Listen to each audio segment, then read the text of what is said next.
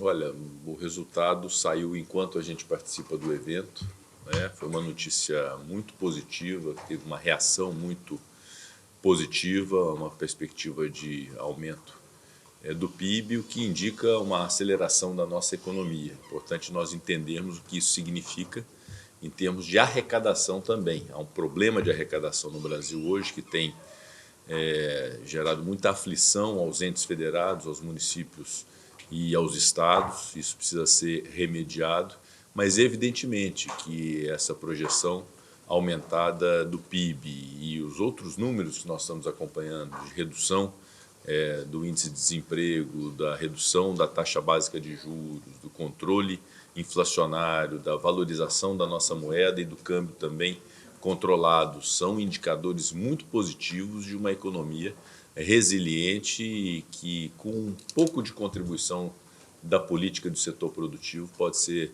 muito transformadora e muito sólida. Então, é de se comemorar, evidentemente, e sempre olhar o lado positivo das coisas. E essa é uma indicação muito positiva que aconteceu hoje. O senhor teve ontem Denise Rotenburg, Correio Brasiliense e Rede Vida.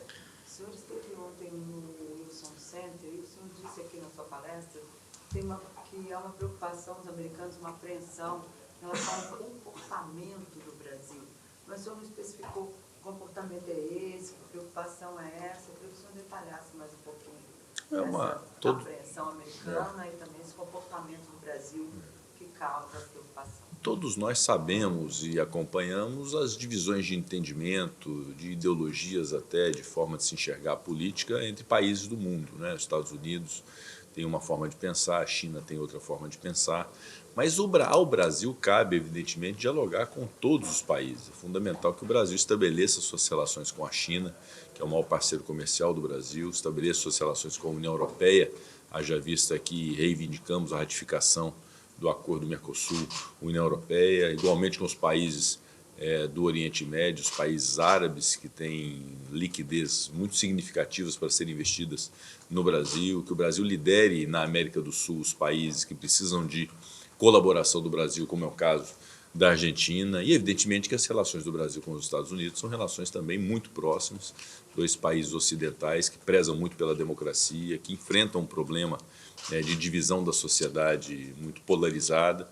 É muito importante que haja uma soma de esforço entre os dois países. Então, o que eu digo é justamente isso, é a capacidade que o Brasil pode ter, pelo perfil que tem, né, de dialogar com todos, de estabelecer boas relações em todos os sentidos com todos os países. Basicamente, não significa que, ao se estabelecer uma relação com um determinado país, se afaste a possibilidade de relação com um outro. E os Estados Unidos, evidentemente, compreendem isso. Gente, Luana Vaveja, essa apreensão também se refere à nossa estabilidade econômica e à política? Também tem alguma referência em relação a isso? Na verdade, todos observam o comportamento do Brasil em termos das reformas que é capaz de fazer. O Brasil protagonizou reformas importantes nos últimos anos, tanto marcos legislativos como reformas constitucionais. Nesse momento, nós discutimos e debatemos também importantes transformações, né? Mudamos o regime fiscal, uma lei complementar já aprovada nas duas casas do Congresso Nacional. Aprovamos diversos marcos legislativos, agora mais recentemente o projeto do CARF, que é um projeto também muito reivindicado pelo Ministério da Economia, Ministério da Fazenda. Estamos discutindo a reforma tributária, talvez esse seja o grande anseio do país, né, de ter um sistema tributário mais equilibrado, né? Eu tenho certeza que o Senado vai se desincumbir, como a Câmara fez, de aprovar a reforma tributária. Então, todos esses espectadores observam o comportamento do Brasil em termos de responsabilidade fiscal, de qualidade do gasto público, de métodos de arrecadação, das relações bilaterais e multilaterais que estabelece, do comprometimento que o Brasil tem, e é tema desse evento hoje, que é o desenvolvimento econômico sustentável, ou seja, o quão apegado é o Brasil à pauta de desenvolvimento que preserve o meio ambiente, que observe as questões climáticas, que busca a transição energética, que valorize a economia verde.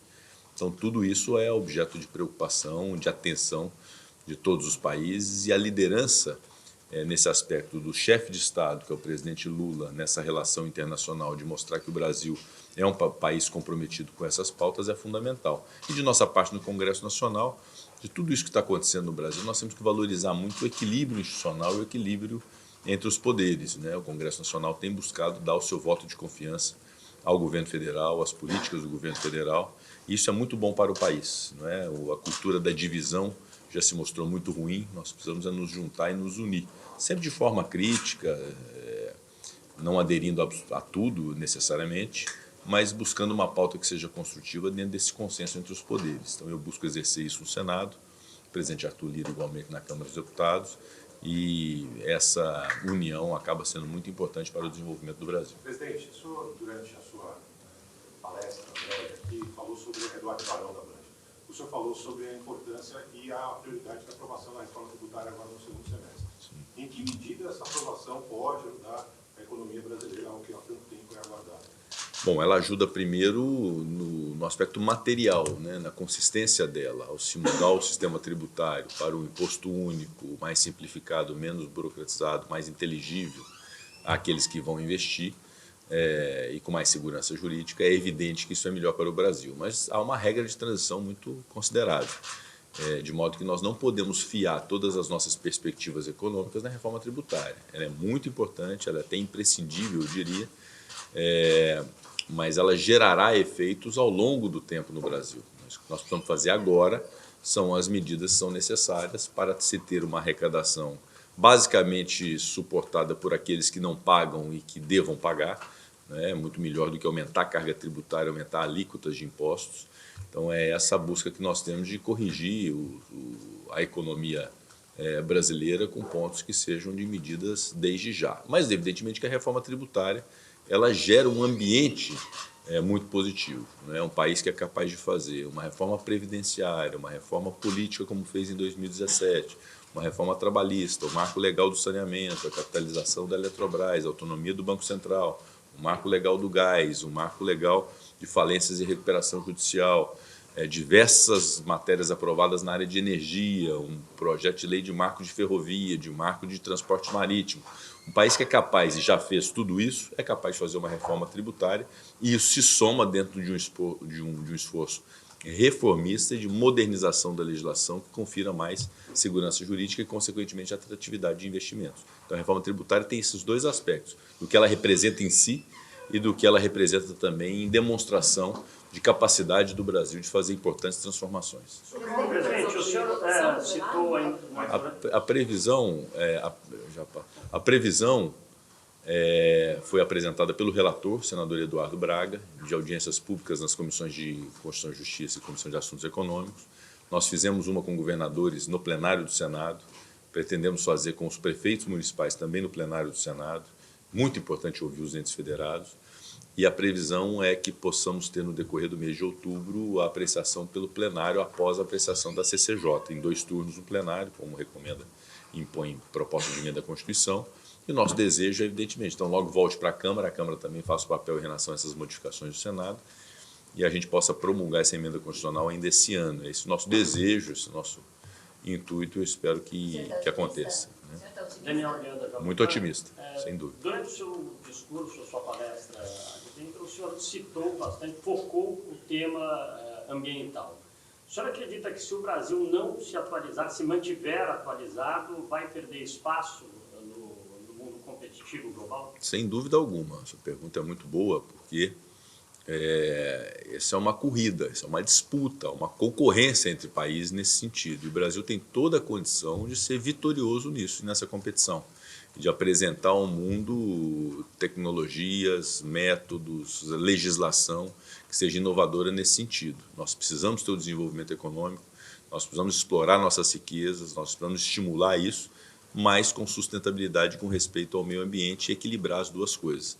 Então, no que tange a transição energética, a economia verde, a etanol, a hidrogênio verde, a eólicas, a energia solar, a preservação dos nossos biomas e legislação nesse sentido, o Brasil tem toda a condição de sair na frente disso e se tornar uma potência verde. Não há dúvida que daqui em diante o grande valor da humanidade será essas inovações, como são as inovações tecnológicas hoje nessas plataformas digitais, nessas plataformas de comunicação, será em relação ao meio ambiente. Ou seja, aqueles países que tiverem melhores experiências e métodos nesse sentido vão se tornar grandes potências mundiais. Talvez essa seja a grande maior oportunidade do Brasil, como janela de oportunidades da sua história. E o Brasil precisa se desincumbir disso, precisa aprovar um marco legal relativamente à regulação do crédito de carbono, precisa estimular essa transição energética, inclusive através do hidrogênio verde, que é objeto de uma comissão temporária do Senado Federal, sob os cuidados do senador Cid Gomes. Temos que tratar de regularização fundiária, da modernização o máximo possível dos processos de licenciamento ambiental, não permitindo que atividades que não devam ser licenciadas possam ser licenciadas. Então, é um desafio que nós temos, que precisa ser liderado pelo chefe de Estado, pelo presidente da República, que deve expor isso ao mundo, com a colaboração dos demais poderes, sobretudo do Congresso Nacional, que é a casa que extrai a vontade popular através de suas votações. Então, eu acredito muito nessa união, nesse propósito, e esse desenvolvimento econômico sustentável do Brasil ser um grande ativo nacional. Presidente, Juliana Saindia do UOL. Na sua palestra, o senhor comentou a questão do lixo, né, na reforma tributária, que deveria ter algum tipo de isenção. Tem algum outro tema que o senhor acha que deveria ser melhor trabalhado na reforma tributária? Esse, Juliana, foi um exemplo que citei, entre outros tantos exemplos, né? A Câmara dos Deputados, em relação à reforma tributária, estabeleceu os parâmetros, né, tanto da forma de arrecadação quanto de eventuais isenções. O Senado Federal fará a mesma coisa. Eu citei apenas o exemplo de que, considerando que nós estamos valorando na reforma tributária saúde, por exemplo, e educação, que estão ali com regimes especiais, né, de estímulo, que esse desenvolvimento sustentável também o seja. Então, o tratamento de resíduos sólidos, a reciclagem, a transformação de lixo em energia, tudo isso precisa ser estimulado, isso não pode ser onerado. Então, é apenas um exemplo para reflexão, não é uma intransigência, é apenas para reflexão dos parlamentares, de que esses e outros temas podem surgir com medidas necessárias para poder se estimular o desenvolvimento sustentável, que passa por uma questão de uma série de coisas, desde saneamento ao combate ao desmatamento ilegal. Tudo isso tem um apelo de meio ambiente que precisa ser estimulado no Brasil. Não significa que não devam recolher tributos, vão recolher, mas isso precisa ser estimulado. Presidente, Fernanda Ferreira, vamos fazer a última, porque ele precisa retornar. Tá?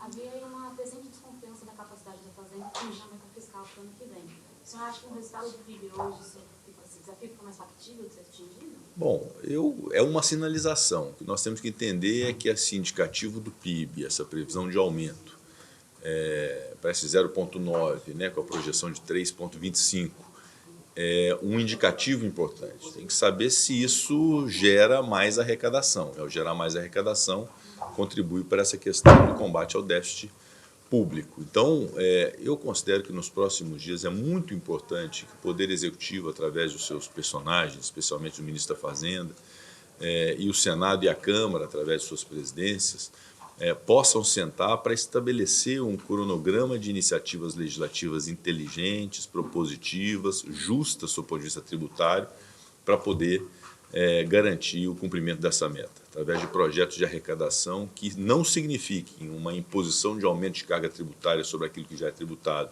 mas que sejam medidas inteligentes para poder se ter arrecadação. Há diversos projetos nesse sentido, há uma medida provisória agora de tributação de fundos exclusivos, há a questão das offshores como objeto de um projeto de lei, antes era uma medida provisória que acabou caducando, e é o projeto de lei que vai ser tratado, há programa de repatriação, há projeto de atualização de ativos, há de legalização de jogos e de apostas esportivas. Então, há uma série de iniciativas que precisam ser colocadas à mesa para nós termos uma arrecadação que seja sustentável, equilibrada e justa, sobretudo dentro da premissa de fazer pagar tributo quem não paga, e não necessariamente impor mais tributo ao setor produtivo que não consegue pagar essa conta. Presidente, a CPMI do 8 de janeiro vai ser estendida? Olha, se houver o requerimento, nós vamos avaliar. Eu não sei qual que é o prazo, não sei exatamente o prazo que ela vence, mas, obviamente, normalmente as CPIs, quando vão terminando o seu prazo e há ainda necessidade de desdobramento de investigação, a critério dos seus componentes, há esse tipo de solicitação. Eu ainda não me deparei com esse pedido, mas se receber o pedido, evidentemente que eu vou apreciar oportunamente.